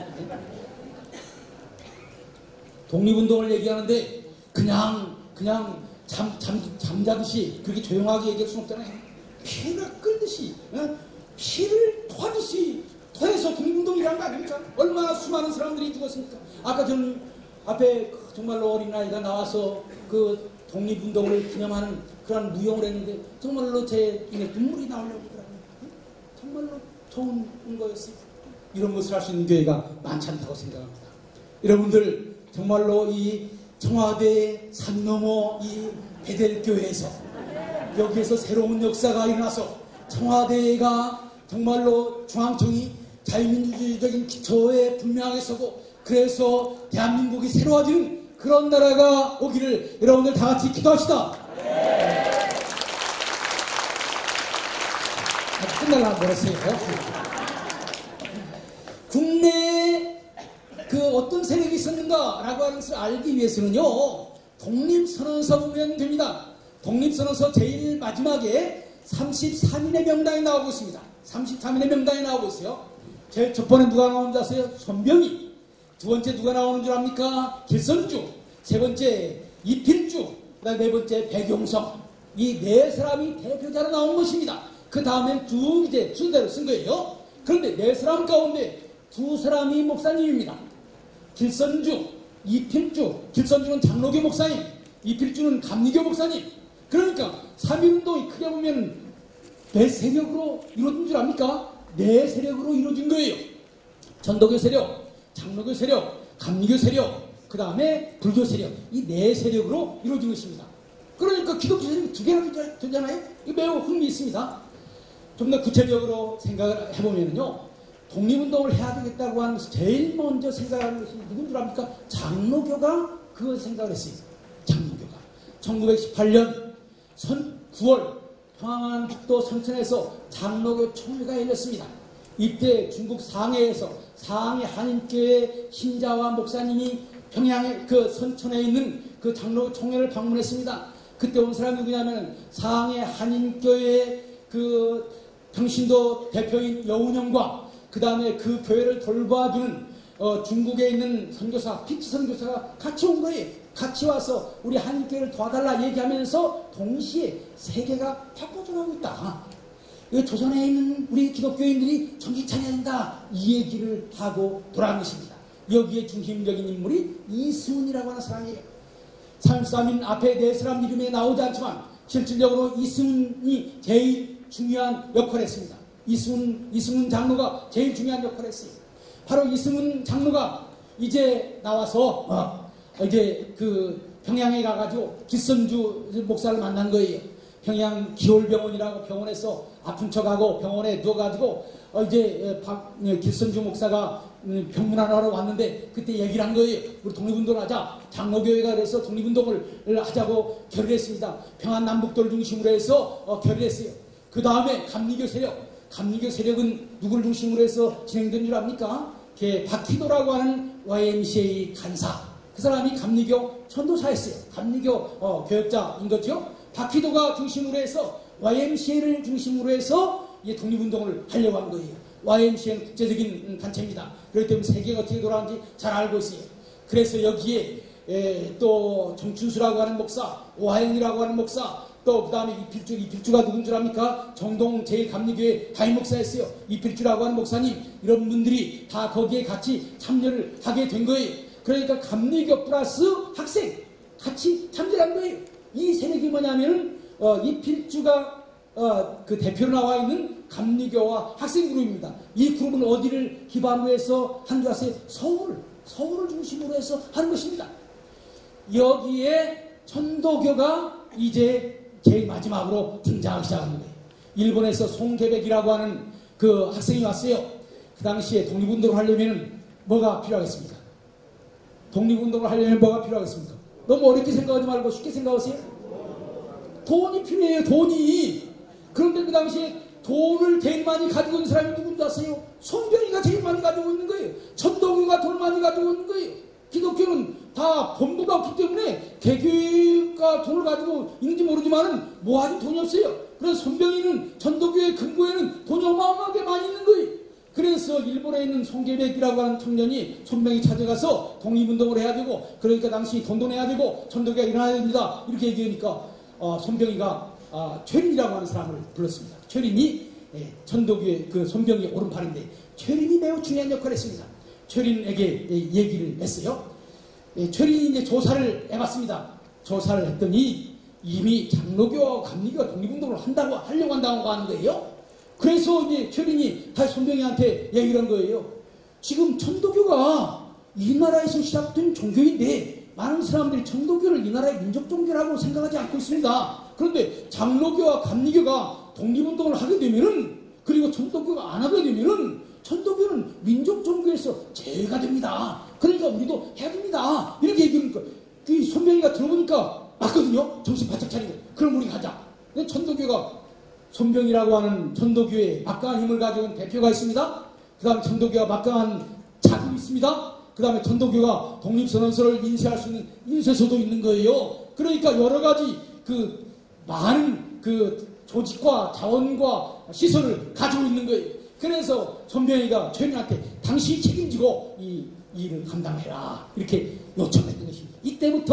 이때가 언제냐? 1919년 1월 말이에요. 이때부터 천도교가 등장하기 시작한 것입니다. 그러니까 천도교가 3.1운동에 등장하기 시작한 것은 제일 마지막에 등장한 것입니다. 그래서 천도교가 인물과 그 다음에 돈과 그 다음에 시설을 가지고 있었기 때문에 중심적인 위치를 가질 수밖에 없는 것입니다. 그러면 이렇게 기독교에서 일어나고 있는 독립운동과 천도교가 어떻게 연결할 수 있었는가? 최린이 가만히 생각을 해보니까 작은 힘만 가지고 그 독립운동을 할 수가 없어. 그래서 이제 최린이 그 최남선과 상의를 했습니다. 이 최남선, 독립선언서를 쓴 최남선이 최린한테 얘기했습니다. 기독교를 끌어들이지 아니하면 이 일을 성사할 수 없습니다. 그러면 기독교에서 이 일을 주도하는 사람이 누구냐? 이승훈 장로입니다. 이승훈을 만납시다. 그래서 최남선과 이승훈이 만나고 최린이 만나고 그런데 기독교 일부에서는 반대했어요. 왜냐하면 천도교와 기독교는 교리가 다르다. 천도교는 옛날에 동학혁명을 일으킨 폭동을 일으킨 그런 무장투쟁을 한 사람들이다. 그 사람들이라고 하면은 잘못하면 큰 문제가 생긴다. 또 그 다음에 진짜 독립운동을 할 마음이 있는지 없는지 어떻게 하냐? 믿을 수 없다. 이렇게 얘기했어요. 그런데 이승훈 장로가 생각할 때 3.1운동은 민족을 위해서 하는 것이지 특정한 교파를 위해서 하는 것이 아니기 때문에 우리가 좀 양보해서 천도교와 같이 하자. 이렇게 얘기했던 거예요. 그리고 그렇게 하는데 중요한 이유는 인쇄소들 그 독립선언서를 찍어야 되는데 인쇄소도 마땅치 않지요. 그 다음에 그것을 찍으려면 돈이 들어가야 되는데 돈도 없지요. 이때 이제 천도교가 우리 기독교에게 자기들이 5,000원, 그 당시 5,000원은 그렇게 큰 돈 아닌데 이 5,000원이 없어가지고 천도교에서 5,000원을 구워온 거예요. 구워가지고 그러면은 우리가 대승적인 차원에서 천도교와 같이 하자 이렇게 한 거예요. 저는 이 부분으로 너무 마음이 아픈 거예요. 사실 그 당시에 우리 기독교에 손병이만한 인물이 없었느냐? 그게 아닙니다. 있었어요. 누가 그 대표적인 인물이냐? 여러분들 윤치호가 대표적인 인물입니다. 근데 윤치호는 너무 똑똑해. 현실적으로 너무 세상 사람을 잘 알아. 이 독립운동 가능성이 없어. 우리나라가 일본에서 해방되려면 일본이 망해야 일본에서 해방되는 거예요. 일본이 망하지 않고서는 우리나라를 절대로 독립시켜주지 않습니다. 일본이 망하려면 우리가 싸워서 일본 이길 수 있습니까? 일본 이길 수 없는 거예요. 누가 일본을 이길 수 있는 나라가 어떤 나라입니까? 미국밖에 없는 거예요. 그런데 윤치호가 그랬습니다. 너 정신 차려라. 미국이 우리나라 독립시켜주기 위해서 일본과 전쟁하겠느냐? 큰 꿈 깨라. 거부했습니다. 사실 여러 차례 윤치호한테 민족 대표가 되어달라고 요청했지만 윤치호가 거절했어요. 윤치호가요 그때 현실 바라보지 않냐고. 아까 얘기한 것처럼 믿음 가지고 그저 믿음으로 나왔더라면 윤치호가 우리나라의 대표자가 될 수 있다고요. 그런데 기독교 지도자들 가운데 너무 현실에 눈이 멀어가지고 먼 미래를 바라보지 못하고 주저앉아버렸기 때문에 손병희가 대표자가 된 것입니다. 그 다음에 두 번째 돈. 왜 기독교에 돈이 없었겠습니까? 여러분들 저는요 한국 기독교가 돈 많습니다. 그럼 돈 제대로 쓸 줄을 몰라. 쓸데없는 데는 쓸데없는 아니지만 덜 중요한 데는 돈을 마구 쓰면서 정말로 중요한 데는 돈을 쓰지 않는 거예요. 대한민국이 어떻게 만들어졌고 하나님께서 이 대한민국을 만드는데 어떻게 기여했고 이런 것을 연구하고 밝히는 이 얼마나 중요합니까? 이런 데는요 단돈 1,000만 원 내는 것도 어려워. 그런데 그냥 총회장 나가고 뭐 하는 데는 뭐 수억씩 돈 쓴다고요? 돈을 제대로 쓰지를 못하는 거야. 그 다음 시설이 없었던 것이 아니에요. 기독교는 인쇄소 많이 썼습니다. 그런데 그것을 제대로 활용할 수 있는 힘이 없었어요. 그래서 천도교가 주도를 하게 된 것입니다. 그래서 이 부분 3.1운동이 일어나기 직전에는 천도교가 주도한 건 맞아요. 그런데 아까 얘기했지 않았습니까? 국외에서 해외에서 준비하는 것 누가 다 주도했습니까? 우리 기독교인이 했죠. 국내에서도 개척반에 누가 다 주도했습니까? 우리 기독교인들이 했죠. 그런데 결정적인 순간 3월 1일을 앞두고 천도교한테 주도권을 넘기고 말았습니다. 전 큰 틀에서 보면 이것도 잘한 것이라고 생각을 해요. 왜냐하면 그때에 이게 우리가 기독교가 주도해야지 왜 천도교가 주도하냐. 자기 뜻 하지 못하면서 못 먹는 감 뭐 찔러나본다고 해가지고 거기에서 천도교가 따로 독립운동을 하고 감리교가 따로 독립운동을 하고 장로교가 따로 독립운동을 했더라면 죽도밥도 다 틀렸어요. 그런데 거기에서 우리 기독교가 양보해서 이때 중요한 역할을 하는 사람이 이승만입니다. 나라를 위해서 하나가 되어야 되는 것이 우리 기독교가 주도권을 잡는 게 이게 중요한 것이 아니다. 나라 독립이 중요하다. 이런 기독교의 이런 양보적인 정신이 있었기 때문에 말하자면 여러 종교가 뭉쳐가지고 하나인 3.1 독립운동을 얘기할 수 있다고 생각합니다. 지금도 저는 이렇게 생각을 합니다. 다른 종교가 때때로 주도를 한다고 할지라도 그것이 옳은 일이면은 우리 기독교가 거기에 참여해야 된다. 근데 이왕이면 기독교가 더 주도했으면 좋겠지요. 주도를 하려면 희생하고 헌신할 수 있는 그런 마음이 있어야 되는 거예요. 한국 기독교 어마어마한 힘을 가지고 있습니다. 그런데 다 개교주의예요. 다 자기 교회만을 위해서 돈 쓰고 자기 교회만을 위해서 한다고요. 나라를 위해서 하지 않는다고요. 그 1919년 3월 1일에 우리나라에 30만 내지 50만이라고 하는 기독교인이었습니다. 그 정도의 수백 개의 수천 개의 교회가 있었습니다. 돈 5,000원이 없어가지고 천도교든 꾸어다가 독립운동을 했다고요. 이런 일이 안 되는 거예요. 지금 이것은 오늘날 우리에게도 똑같은 그런 내용이라고 생각을 해요. 그 다음에 이 3.1운동이 여러분들 준비하는 과정만 있는 것이 아닙니다. 그 다음에 이 3.1운동이 왜 중요합니까? 서울에서 33이 독립만세를 불었다고 그것만 중요한 게 아니에요. 이 3.1운동이 전국 방방곡곡에 다 퍼져나갔습니다. 그래서 3천만이 그다음 2천만이라고 합니다. 2천만이가 독립만세를 불었다고. 서울에서 33만 독립만세를 불었다면요, 이것이 민족사적인 운동이 아닌 거예요. 3천만 함경북도 제1 꼭대기에 있는 도시에서부터 그 다음에 저기 끝에 있는 제주도까지, 그 다음에 남자에게서부터 여자까지, 부자에게서부터 가난한 사람까지, 귀한 사람에게서부터 천한 사람까지 전체가 다 하나가 되어가지고 독립만세를 불었다고 해요. 그러면 어떻게 서울에서 일어난 이 3.1운동이 전국적으로 퍼져나갑니까? 이게 중요하지 않습니까? 거기 가장 중요한 일을 한 것이 독립선언서예요. 여러분들 그 3.1운동이 어떻게 일어난지 압니까? 독립선언서 낭독하는 것부터 시작하는 거예요. 독립선언서를 가지고 낭독하고 독립만세하고 그리고 이제 연설 있고 그리고 하는 거예요. 그러니까 1차적으로 독립선언서 그 당시에 수만 장을 찍었는데 이것을 전국으로 나눠주는 일을 해야 되는 거예요. 누가 나눠주는 일을 했겠을까요? 학생들이 했습니다. 학생들. 예? 서울에는 수많은 학생들이 있었습니다. 미션스쿨 다니는 학생들이 중요한 일을 많이 했어요. 기독교인들이 깨어서 신식교육을 많이 했던 거예요. 이 사람들이 이제 3월 1일 날 독립만세 부르고 이 독립선언서 몇 장, 여러분들이 가지고 있는 독립선언서 몇 장 가지고 자기 고향으로 가는 것입니다. 고향에 가서 기독교 학생들이 주인이겠죠? 그 사람들이 고향으로 와서 누구를 만나겠습니까? 자기 목사님 만나는 거예요. 그 목사님 그걸 보니까 야, 피가 끓어오르는 거예요. 서울에서 지금 독립만세가 외쳐지고 있다. 애국가가 외쳐지고 있다. 우리 동포들이 피를 흘리고 있다. 그러니까 가슴이 뛰는 거예요. 이 사람들이 우리도 똑같은 독립운동을 해야 되겠다. 이렇게 생각을 한 거예요. 그래서 그 사람들이 어떻게 했느냐 하면은 그 사람들이 이제 그 지도자들이 주변에 유지들을 모읍니다. 독립운동을 할 수 있는, 독립만세를 부를 수 있는 유지들을 부르는 거예요. 그 다음 날짜를 정하는 거예요. 날짜는 사람들이 많이 모여야 되겠죠? 언제가 사람들이 많이 모이는 날입니까? 장날이 많이 모이는 거예요. 장날을 택해가지고 그 다음 독립운동을 하는 거예요. 그래서 1919년 3월 1일부터 1919년 4월 말까지 약 2달여에 거쳐가지고 전국적으로 이런 운동이 계속 퍼진 거예요. 그런데 바로 이렇게 전국적으로 퍼지는 과정에서 기독교가 중요한 역할을 한 것입니다. 여러분들 이건 전혀 많은 사람들에게 알려지지 않은 일인데 3.1운동이 일어나기 바로 그 전날 손병희가 천도교의 책임자를 불러가지고 내가 지금 내일 독립선언서를 낭독하지만은 우리 천도교의 입장을 대변하는 것이 아니고 나 개인적인 입장으로 하는 것이다. 천도교는 여기에 대해서, 교회는 공식적으로 여기에 대해서 가담하지 마라. 이렇게 얘기를 했습니다. 그렇기 때문에 천도교가 물론 가담하는 거 아니에요. 가담하긴 했지만은 그렇게 적극적으로 하지 않았다고요. 그런데 우리 기독교는 그렇지 않았습니다.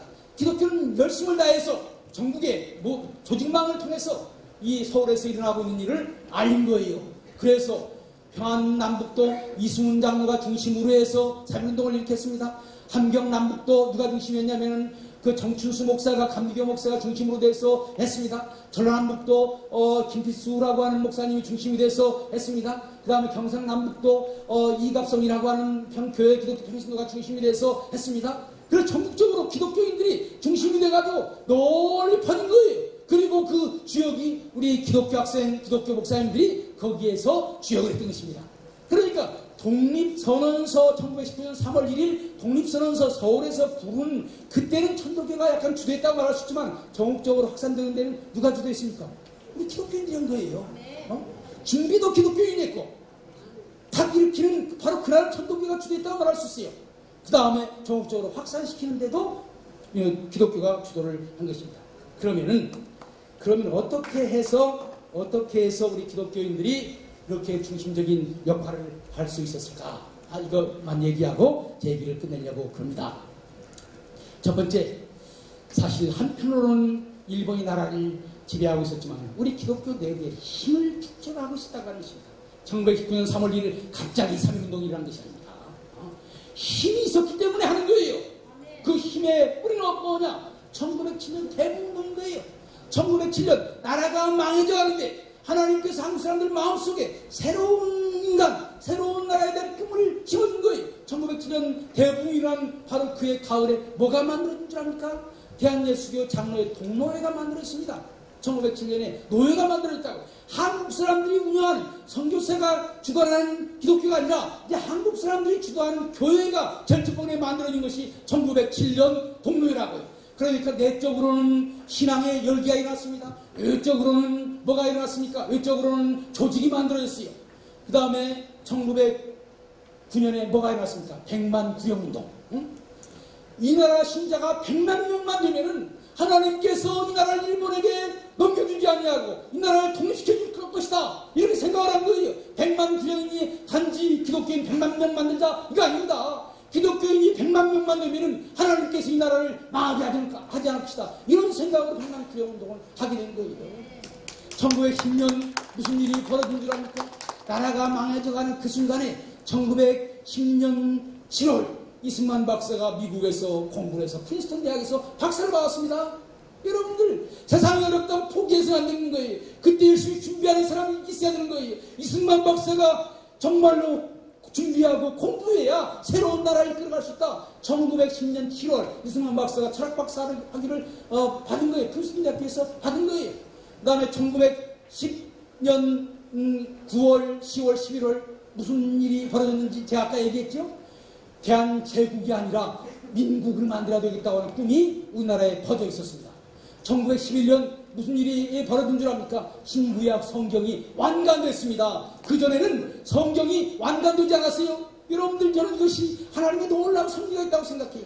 나라를 망해져 와서 정신까지 일본이 지배하려고 하는데 하나님께서는 정신 차리라고 뭘 줬느냐? 성경을 준 거예요. 신구약 이 성경 읽고 정신 차려서 새로운 나라를 만들어라. 1912년 무슨 일이 벌어진 줄 압니까? 대한예수교 장로회가 총회가 만들어졌습니다. 모든 것이 일본 사람들이 지배하는 세상인데 대한예수교 장로회는 한국 사람들이 총회장이 되고 한국 사람들이 주도하는 그런 소위 민족교회가 된 거예요. 여러분들 다른 모든 지역은 일본이 지배하는데 기독교는 한국 사람들이 지배하는 그런 정신을 가지고 있었던 것입니다. 이러니까 기독교가 그 힘을 가지고 민족 종교적인 힘을 가지고 독립운동을 할 수가 있었던 것입니다. 그러면 무엇이 어떤 정신이 이런 3.1운동을 가져왔을까요? 몇 가지 얘기를 하겠습니다. 첫 번째 민주주의. 아까 얘기했죠? 기독교는 처음부터 민주주의를 얘기했습니다. 아까 신한 청년당 선언서에도 나온 것처럼 민주주의가 기독교를 통해서 왔다. 두 번째 민족주의입니다. 선교사들은 이 땅에 와가지고 미국 교회를 만들려고 하지 않았어요. 한국 교회를 만들려고 했습니다. 목사님들 잘 알 거예요. 메비우스 선교전략이라는 게 뭡니까? 자립교회, 자치교회. 메비우스 성경책이라고 하는 것은요. 기독교 복음이 중국 가면 중국교회 만들고 한국 가면 한국교회 만들자라고 하는 거예요. 선교사들은요. 한국 기독교가 민족교회가 되기를 원했습니다. 그래서 민족주의. 한국 사람들이 주체적으로 나라를 이끌어가야 된다. 세 번째가 뭔 줄 압니까? 국제관계. 세계가 어떻게 돌아가는 줄 알아야 되는 거예요. 기독교는요, 그 당시에 일제가 모든 통로를 막았습니다. 그런데 기독교를 통해서 세계가 어떻게 흘러가는지 소식을 듣는 거예요. 그러니까 일제 그 암흑한 시대에 세계와 한국을 연결하는 젖줄이 뭡니까? 바로 우리 기독교인 거예요. 교회를 통해서 세계적인 정신이 우리 한국으로 들어온 거예요. 그 젖먹고 삼운동이라는 것입니다. 네 번째가 뭔 줄 압니까? 개인의 권리. 예? 개인의 권리가. 한 사람 한 사람 개인의 권리가 중요하다. 여러분들 천주교가요, 최근 보면 매우 재미있는 그 기사가 났어요. 한국 천주교의 그 주교들이 우리가 3.1운동에 참여하지 못한 것을 회개한다 라고 하는 회개 선언을 만들었습니다. 왜 그런지 압니까? 여러분들 기독교 있어요? 그 다음에 천도교 있어요? 불교도 작은 숫자죠. 2명밖에 안 되지만 불교도 있어요. 그런데 천도교, 천주교 없어요. 유교? 나중에 조금 참여했습니다. 왜 기독교가 참여할 수 있게 된 줄 압니까? 여러분들 많은 분들이 선교사들이 정치에 참여하지 말라. 그래서 정교분이다. 그러니까 우리 기독교가 그 독립운동에 무관심했다. 이렇게 생각하는 사람들이 많아요. 이거 100% 잘못 생각하고 있는 것입니다. 선교사들이 주장하는 것은 교회가 공식적인 이름으로 정치에 대해서 이렇게 저렇게 말하지 말아라. 그러나 신자가 개개인이 어떤 얘기를 하는가 하는 것은 그 개인의 자유다. 그래서 선교사들이 개인이 어떤 신앙의 표현을 하는지 정치적인 견해를 갖는지 거기에 대해 전혀 노타치했습니다. 그리고 은근히 뭐라고 얘기했느냐 하면은 세계는 민주주의로 나가고 있고 민주주의 하는 나라가 잘 된다. 그러니까 그 다음 너희들이 알아서 판단해라. 그건 뭘 의미하는 것입니까? 민주주의적인 나라를 하라고 하는 거예요. 여러분들 천주교는 그렇지 않았어요? 천주교는 모든 신부 한 사람 한 사람, 신자 한 사람 한 사람 모든 것을 천주교 교단본부에서 다 통제를 했습니다. 그랬더니 독립운동 못하게 한 거예요. 그런데 기독교는 그렇게 한 것이 아니라 정치와 종교 불리고 개인의 권리는 개인에게 속한 것이기 때문에 국가가 마음대로 할 수 없다. 교회가 마음대로 할 수 없다. 우리가 자유인 것입니다. 그래서 위대한 지도자, 평신도 지도자, 목사님뿐만이 아니에요. 이승만, 안창호, 그 다음에 조만식, 김구, 이 위대한 평신도들이 자유롭게 활동할 수 있었던 것입니다. 개인의 권리를 인정해 주는 것입니다. 마지막으로 뭡니까? 시민 계급의 인정. 기독교인들은 새로운 계층이었습니다. 새로운 계층. 옛날에 봉건주의에 물든 양반 계급도 아닙니다. 그 다음에 앞으로 등장할 프롤레타리아 계급, 농자와 농민, 그 세상 기업자 하는 그런 계급이 아니에요. 기독교인들은 자기들이 열심히 노력해서 선생님도 하고 장사도 하고 그 다음에 회사도 만들고 하는 신흥 계층이었다고 하는 거예요. 이 신흥 계층은 누구와 더불어서 만들어졌냐? 기독교와 더불어서 만들어진 거예요. 학교선생 옛날에 없던 직업입니다. 의사 조선시대에 없던 직업입니다. 새로운 장사, 국제적인 무역을 하는 것 옛날에 없었던 직업이에요. 우리 기독교인들은 바로 이런 새로운 직업에 종사했던 거예요. 이 신흥 시민계급, 이것이 새로운 나라를 만든 것입니다. 바로 이 사람들이 33인 독립선언서를 만든 것이고 이 사람들이 대한민국을 이끌어가는 거예요. 바로 이런 점에서 기독교가 3.1운동을 이끌어가는 근본적인 그 일을 하게 된 것입니다. 제가 너무 짧은 시간에 너무 많은 얘기를 했습니다만은 여러분들 여기까지가 3.1운동에 대한 얘기고 이것보다 더 중요한 얘기가 오후에 임시정부에 대한 얘기를 하겠습니다. 여러분들 대한민국에서 가장 중요한 문서가 뭡니까? 헌법이죠? 임시정부 헌법이 어떻게 되는지 조목조목 설명을 하겠습니다. 여러분들 오늘날 대한민국 기독교가 대한민국을 만드는데 결정적인 기여를 했습니다. 기독교가 우리 국가를 만들려고 했습니다. 여러분들 우리 기독교는 대한민국의 건국세력입니다. 그렇기 때문에 우리가 이 나라를 살려야 되는 것입니다. 여기까지 마치겠습니다. 우리 잠깐 기도하고 마치겠습니다. 아버지 하나님께서 우리 이 땅에 선교사님들을 통해서 복음을 전해주시고 그들에게 꿈을 주셨는데 새로운 나라를 만드는 민주공화국을 만드는 꿈을 주셨고 그 꿈이 자라서 오늘 대한민국이 이루어지게 해주심을 감사합니다. 아버지 하나님 우리 기독교입니다. 아버지 하나님 이 나라를 위해서 열심히 기도할 수 있도록 도와주시고 아버지 하나님 이 나라를 아버지 하나님 하나님께서 만든 그런 나라를 만들어서 우리 한국을 통해서 하나님께 영광 돌릴 수 있는 아름다운 일들을 이루어 주시옵소서. 예수님의 이름 받들어서 기도드렸사옵나이다. 아멘.